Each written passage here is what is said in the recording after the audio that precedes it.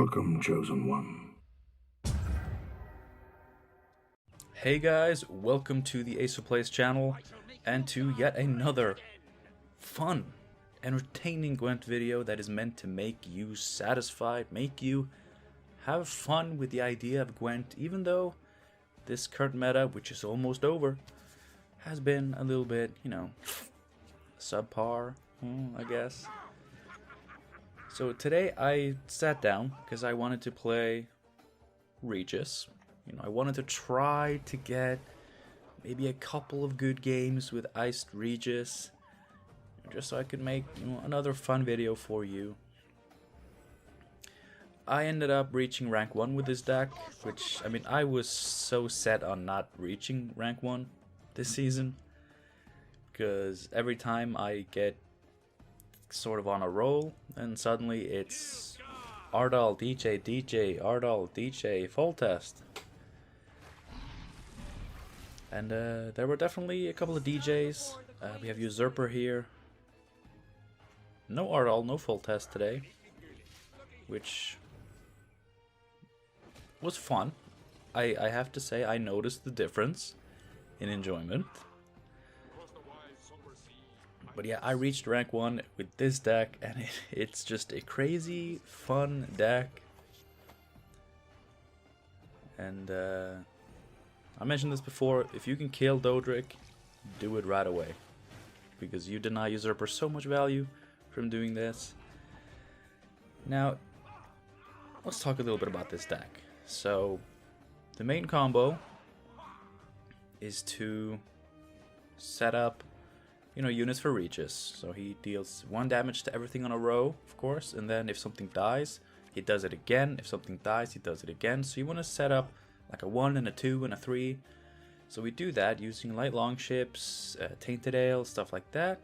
We have Novellin to move 3 adjacent units onto the other row, so we get a little bit of control over the row stacking of our opponent.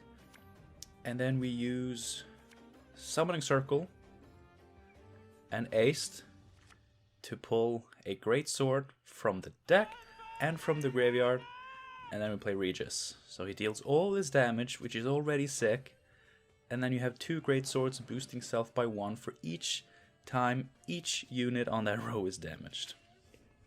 I've played similar decks on the channel before. People seem to really like this, which is why I figured it would be a good idea to try to bring it back, for this week of fun. I guess it's been 2 weeks of fun now. But previous versions, have included Dagger 2 Blades, who of course is like the Great Sword on steroids. We don't run that because what we're trying to do is row based anyway. So Dagger 2 Blades would really just be a Great Sword with 1 more point for 4 more provisions. And that's not good. I prefer this deck without Dagger. And we are using those provisions to instead give us more power plays that we play Olaf, Knut the Callous, very strong bronze package, stuff like that to give us a chance to, win round 1, because that's really important. You really want to have last say and a long round with this. So if you lose round 1 and you get bled, then you lose. Like, this deck is very vulnerable to bleeding. This version, more than others, are more resilient and have more power, like I said, in round 1, but you can still lose to like strong syndicate decks and stuff like that. And then you really have to alter your playstyle, and to be honest, I wasn't put in that position today, so I don't really have any tips and tricks for that as of right now, but I'm sure people in the comments will have something nice to say about that, so please share your wisdom, share your knowledge. It's really important that we share in this community, because that's how we all get better. That's how I make better videos, that's how new players get better at the game, that's how existing players get to pro rank. Not by watching my videos, but by listening to other people's tips and tricks. So we're getting awfully close to Regis range. We have a 1, we have a 2, we have a 3. Usually that's enough. If you have a 1 and a 2 and a big row, that's usually enough to win. But we have a 3. Of course, the longship is shielded. But yeah. There we go. And we only had 1 greatsword. We didn't have 2 because obviously our leader was shut down. Against Usurper, one thing I did in this gameplay, but I didn't think of mentioning it in my commentary right now, is that I tried to play like 4 strength engines, like I played a protector and stuff to try to bait out his Shoop, because they always play Shoop. And I didn't want Shoop to high roll into artifact removal, because then we have no greatswords. But generally, you should probably try to have a greatsword in hand against Usurper. Because we're playing them so late in the round, like most of the removal will be gone, so often it will be safe. But if they have artifact removal, then we lose both our ways to get greatswords in the same turn as Regis. So you should probably try to keep a greatsword in hand when playing against Usurper, and try to bleed out his Shoop. Try to get his Shoop out in some way. Now this is Yarpen. Which, you know, obviously tells us right away it's gonna be Spell-a-Tell. Or Skoya-Spell, as I prefer calling it. Spell-a-Tell is such a dumb name. I like Skoya-Spell. And I've seen people mention this deck every now and then lately, so it's a thing. But turns out it's like Dwarfs Spell-a-Tell, which is also something I've seen mentioned. It's like a hybrid where you play spells and I guess Yarpen, and then you also have, you know, the Novigradian Justice into Markham Mercenaries, Dwarven Mercenaries. And you have Harold Gord as a finisher, who is a dwarf, so it's... I see why this hybrid has arisen, but I think I would prefer to just play straight up dwarves, to be honest. Now this video is going to be sort of a lengthy one, so it's of course important to stay hydrated. Imstal, sponsor me if you want to.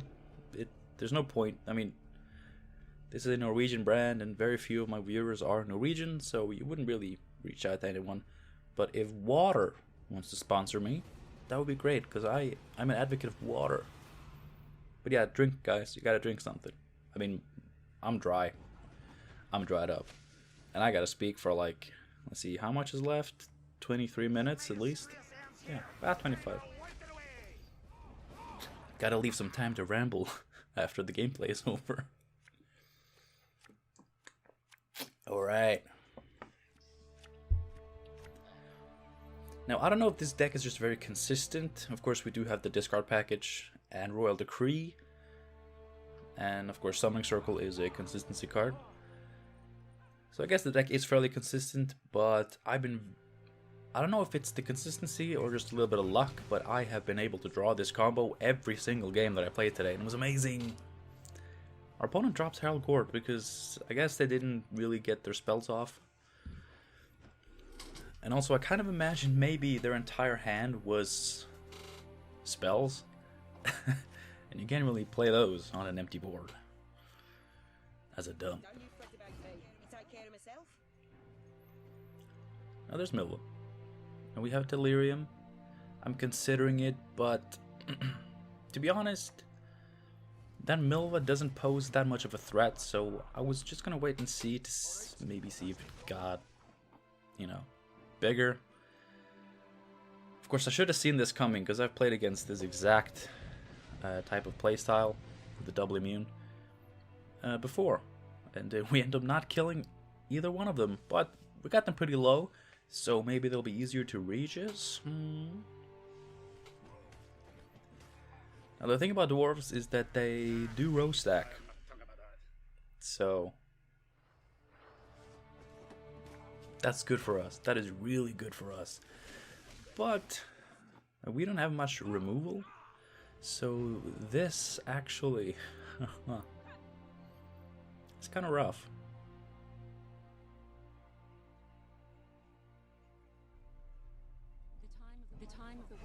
and also Scoia'tael very often play artifact removal because they have probably one of the best artifact removers in the game. But this is not Usurper, so we still have Aced. We still have one Greatsword. And we're gonna get a big row. This is obvious from the row stacking. So we're gonna get a big row. If we can get a couple of sweeps with Regis, one Greatsword should suffice.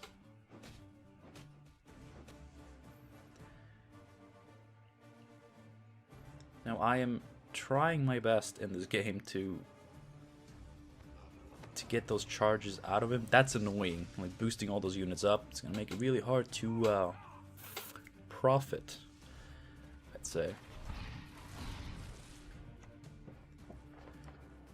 Now I'm using Knut the Callous as a way to put Dennis Cranmer to 3 strength. I was planning to do this with one of the mercenaries, but then obviously they were all boosted up to 5. But it's okay.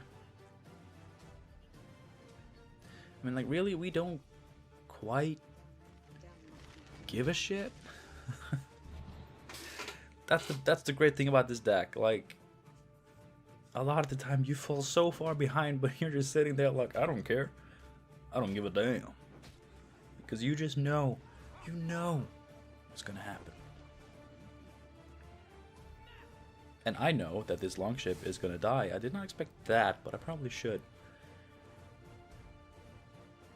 But yeah, now noticing what I should have noticed the turn before is that I can fill up that row. So if he has Great Oak, it's dead. If he has the dwarf that boosts by all the dwarfs on the row, it's dead.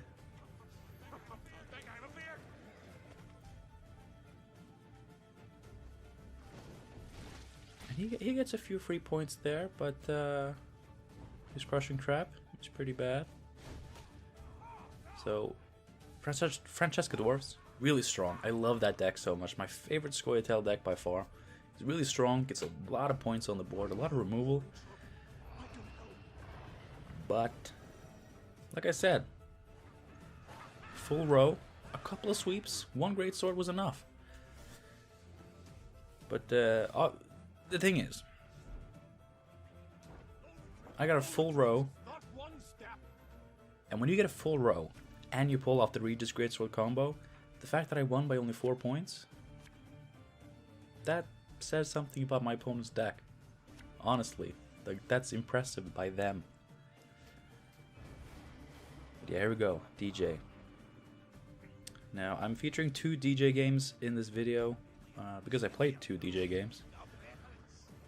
They're different decks. The next one is going to be a bounty deck. This one, not so much. This is just more traditional DJ. DJ is a little bit scary because of, what's it called? Eventide Plunder, the card that I revealed. Thank you very much. You know, the artifact destruction card. I mean, I think most of them don't run it anymore. It used to be a one-of in most Syndicate decks, I think.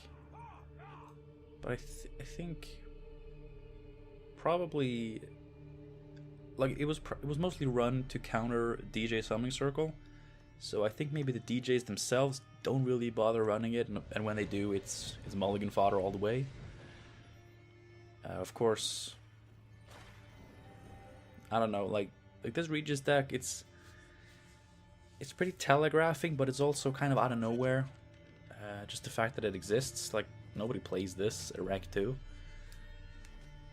So if he does play that card, then maybe he mulliganed it. And of course, with the new cards, not the new cards, but like with Svalbard Totem,